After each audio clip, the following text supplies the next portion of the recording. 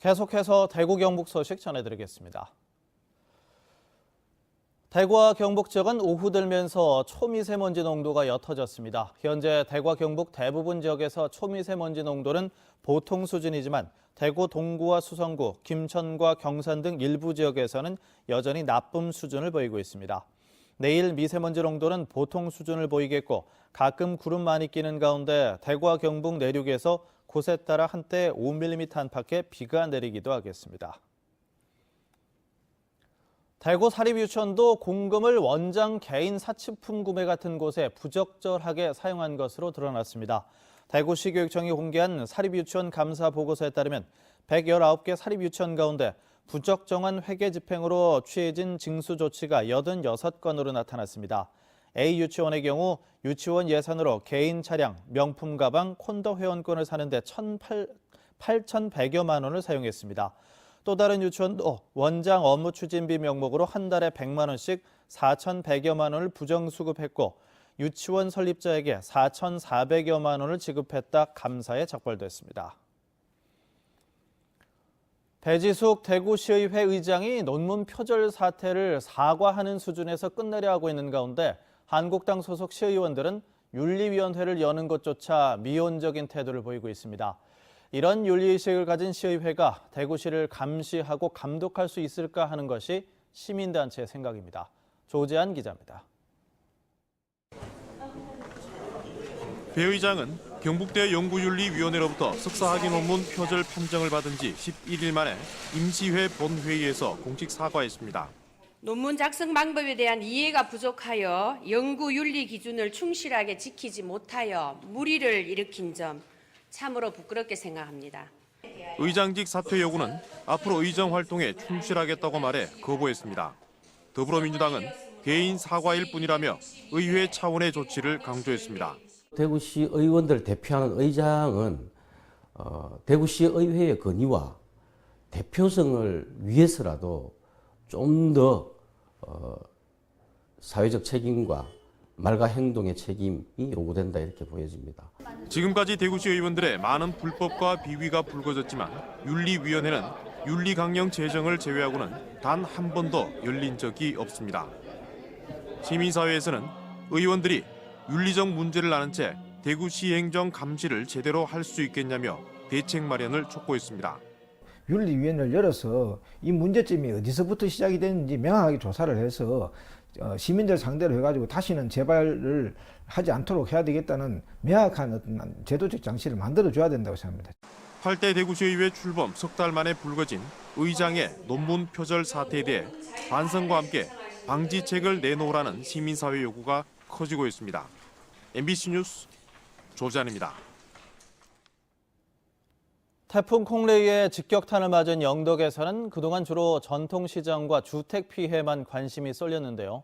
농어촌에도 막대한 피해가 발생한 데다 재해 보상에서 제외되는 부분이 많아 농민들이 시리에 빠져 있습니다. 한기민 기자입니다. 태풍 콩레이가 엄습했던 지난 6일 영덕군 영해면 들판입니다. 허리 높이로 물이 차면서 축구장 140개 넓이에 해당하는 100헥타르의 시금치 재배단지가 모두 물에 잠겼습니다. 이로 인해 수확을 코앞에 둔 시금치가 흙탕물을 뒤집어 쓴 데다 뿌리가 썩어버려 쓸모없게 됐습니다. 겨울철 수확을 위해서는 이달 말까지 다시 파종해야 하지만 물이 빠지지 않아 아예 일손을 놓고 있습니다. 사정이 이런데도 100여 명에 이르는 외국인 근로자들의 계약 기간이 2년 이상 남아있기 때문에 임금을 줘야 하지만 지원 대상에는 해당하지 않습니다. 지금 일은 없어도 외국인 근로자 봉급은 꼬박꼬박 줘야 되고 피해는 피해대로 보고 외국인 근로자는 책임져야 되고 이중을 겪고 있습니다.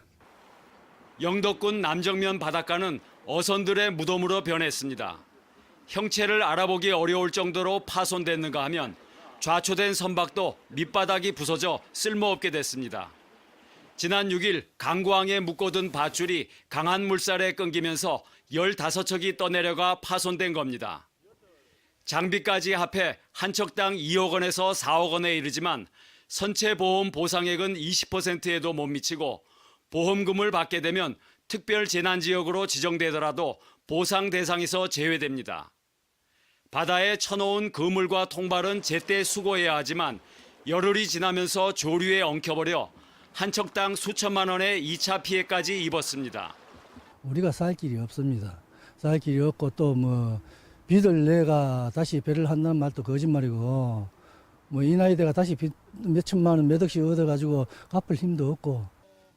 태풍 콩레이로 영덕 지역 농어민들도 수십억 원에 이르는 피해를 입고 시름에 잠겨 있지만 전통시장과 주택 피해에 가려 이렇다 할 관심과 지원을 받지 못하고 있습니다.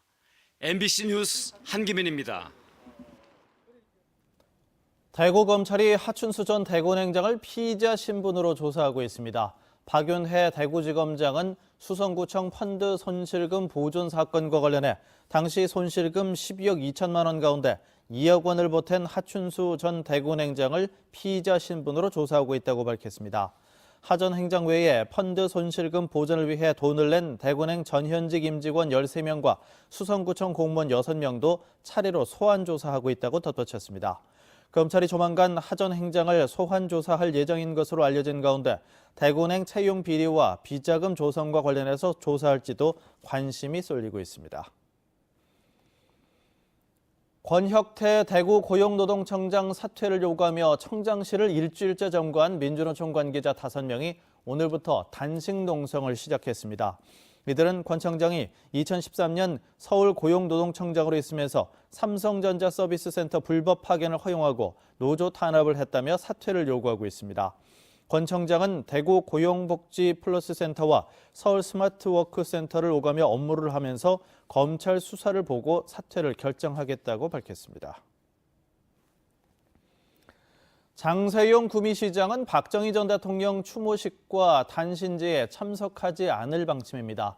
장 시장은 오는 26일에 열리는 박정희 서거 39주기 추모식과 다음 달 14일에 열릴 백한돌 단신제를 앞두고 보수단체가 시장 참석을 정치 쟁점으로 삼고 있어 행사에 참석하지 않겠다고 밝혔습니다.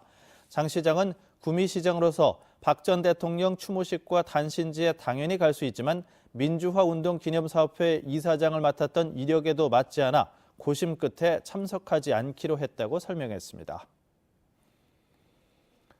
6.13 지방선거 당내 경선 과정에서 당원들에게 허위 이력을 전송한 혐의로 대구시의원 A씨가 형사 입건됐습니다.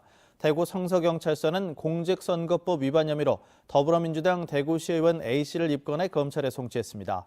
A씨는 지난 5월 시의원 비례대표 순번을 정하는 당내 ARS 투표를 앞두고 중앙당에서 근무한 적이 없는데도 근무한 것으로 오해할 수 있는 문자 메시지를 당원들에게 전송한 혐의를 받고 있습니다. 경찰은 A씨가 관례상 지역명 등을 생략했다고 준술했지만 투표에 영향을 미쳤다고 판단해 기소 의견으로 검찰에 송치했다고 밝혔습니다. MBC 뉴스를 마칩니다. 고맙습니다.